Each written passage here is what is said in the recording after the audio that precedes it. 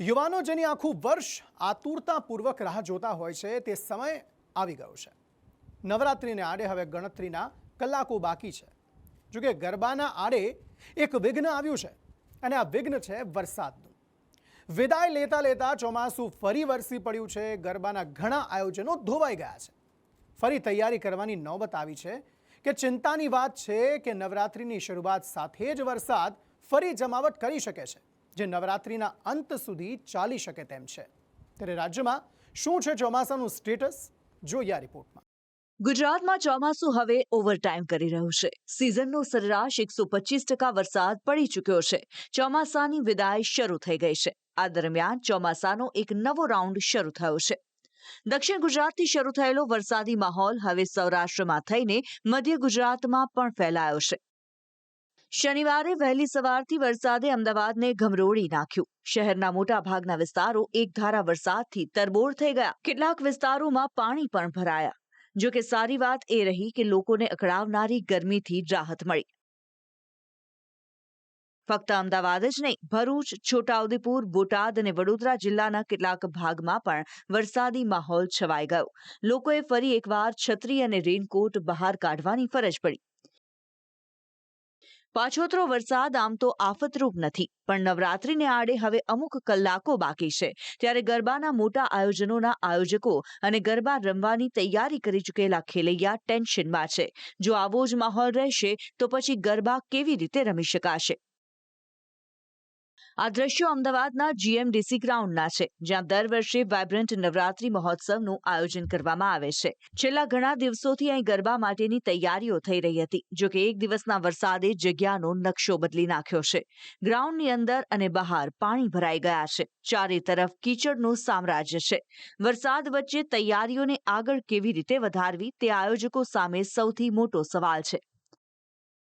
નવરાત્રિને આડે હવે ગણતરીના દિવસો બાકી છે અને તેની વચ્ચે હાલ વરસાદ વિઘ્ન બને તેવી પરિસ્થિતિ સર્જાઈ છે। જે રીતે વાતાવરણમાં પલટા સર્જાઈ રહ્યા છે, હવામાન વિભાગ દ્વારા પણ જે વરસાદની આગાહી કરવામાં આવી છે, ત્યારે અમદાવાદ શહેરમાં વહેલી સવારથી જે વરસાદ પડ્યો ત્યારબાદ જોઈ શકાય છે કે અલગ અલગ ખાસ કરીને જે વાયબ્રન્ટ નવરાત્રિ મહોત્સવ 2025નું જે આયોજન જીએમડીસી ગ્રાઉન્ડમાં કરવામાં આવ્યું છે, તેની બહાર અને જે આસપાસના જ્યાં તૈયારીઓ કરવામાં આવી છે ત્યાં વરસાદના કારણે પાણી ભરાઈ જવાની જે સમસ્યાઓ છે તે સામે આવી રહી છે। આ જ પ્રકારની પરિસ્થિતિ છે કે જે સર્જાયેલી જોવા મળી રહી છે। વરસાદના કારણે જે પાર્ટી પ્લોટો છે, જે ગ્રાઉન્ડ છે, તેની અંદર આ પ્રકારે પાણી ભરાઈ ગયા છે, જેના કારણે આયોજકો ચિંતામાં મુકાયા છે।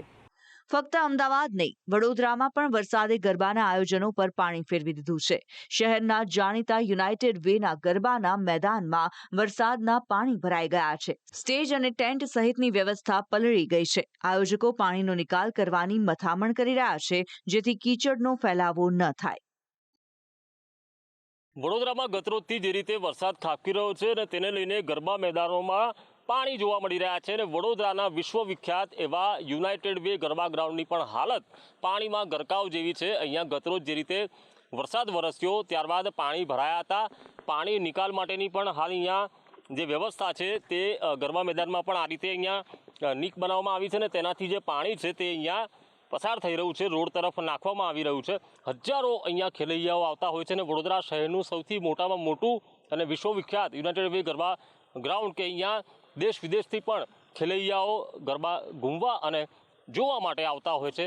પરંતુ વરસાદે જે રીતે પોતાની રમઝટ બોલાવી છે ત્યારે ખેલૈયાઓ તો ક્યાંક ઉત્સાહિત છે, પરંતુ આયોજકો ચિંતામાં છે અને વડોદરાના બે સૌથી મોટા ગરબા વડોદરા નવરાત્રી ફેસ્ટિવલ અને યુનાઇટેડ વે ગરબા ગ્રાઉન્ડના મેદાનોમાં પાણી જોવા મળી રહ્યા છે।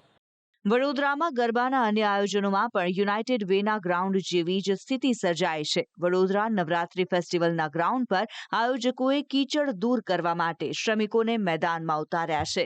હાલની સ્થિતિમાં ગ્રાઉન્ડ પર ગરબા રમી શકાય તેવી કોઈ શક્યતા નથી। તેમ છતાં યુવાનો ગરબા માટેના પાસ લેવા આવી રહ્યા છે।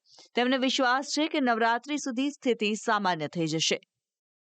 તો પાસ લેવા આવ્યા તમે? હા, તો આ પાણી ભરાઈ ગયા છે વરસાદના? એ તો ભરાશે, રમવાનું તો ખરું જ ને। રમવાનું તો ખરું? હા, એવું લાગે છે કે વરસાદ રોકાય તે બધા જ માટી સુકાઈ જાય? સુકાઈ જશે, સુકાઈ જશે, રોકાઈ જશે। નહીં સુકાયું ને પડ્યો તો પછી માતાજી જોવે જ છે ને, સુકાઈ જશે। એટલે રમવાનું તો ખરું જ? રમવાનું તો ખરું જ, વરસાદ પડશે તો બી રમવાનું। અચ્છા, વરસાદ પડે તો પણ રમશો? હા, તો પણ રમવાનું તો જ નવરાત્રિમાં ગરબા તો રમવાના જ, તો પણ રમવાનું તો જ નવરાત્રિમાં ગરબા તો રમવાના જ. આ પાસ લેવા જ આવેલા છે. પણ આ વરસાદ પડી રહ્યો છે, વરસાદનું કામ કરશે, ખેલૈયાનું કામ કરશે. એટલે રમશો તો ખરા જ? રમશું તો ખરા જ. વરસાદ પડે કે તુફાન આવે કે આંધા આવે, ગરબા તો રમવાના છે. વરસમાં એક વખત આવે છે એટલે રમીશું જ.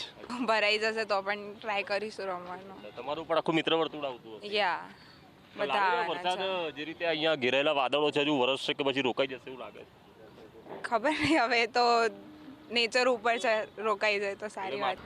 ભલે વરસાદ પડે કે વાવાઝોડું આવે, ગરબા તો રમીશું જ. આ છે નવરાત્રી માટે યુવાનોનો જુસ્સો. તો બીજી તરફ આયોજકનો પણ વિશ્વાસ છે કે વરસાદથી ભલે વ્યવસ્થા બગડી હોય પણ સ્થિતિને સામાન્ય કરી દેવાશે.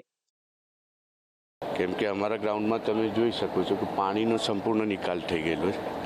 હવે જે માટી છે, જે ભીની છે, એને સૂકવવા માટેની જે પ્રક્રિયા છે એ બપોર પછી શરૂ કરશું, થોડો તડકો થયા પછી. એટલે ગ્રાઉન્ડ અને માટી અમારે ગ્રાઉન્ડની એકદમ ટાઈટ છે, એટલે ખાલી એના ઉપર વાઇબ્રેટરથી રોલર મારશું એટલે બધું જ બેસી જશે. રાજ્યમાં ગરબાના ઘણા આયોજનોમાં આવી જ સ્થિતિ છે. ફક્ત વ્યાવસાયિક આયોજનો જ નહીં, વરસાદ શેરી ગરબાની પણ મજા બગાડી શકે છે. જો કે વડોદરાના યુવાનોએ કહ્યું તેમ ગરબા તો થશે જ, ભલે વ્યવસ્થા બગડે પણ જુસ્સાને કોઈ નહીં બગાડી શકે. વાત જ્યાં સુધી વરસાદની છે તો આ તો હજુ શરૂઆત છે. હવામાન નિષ્ણાતોનું માનીએ તો નવરાત્રીની શરૂઆતમાં વરસાદ વિઘ્ન બનશે. નોરતા, મધ્ય અને અંતે ભારે વરસાદની પણ આગાહી કરવામાં આવી છે.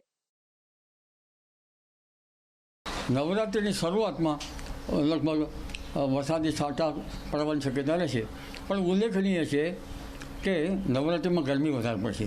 23 સપ્ટેમ્બરથી ગરમી વધારે પડશે. ગુજરાતમાં લગભગ 28 સપ્ટેમ્બરથી 2 ઓક્ટોબર 3 ઓક્ટોબર વચ્ચે ભારેથી અતિ ભારે વરસાદ થવાની શક્યતા રહેશે.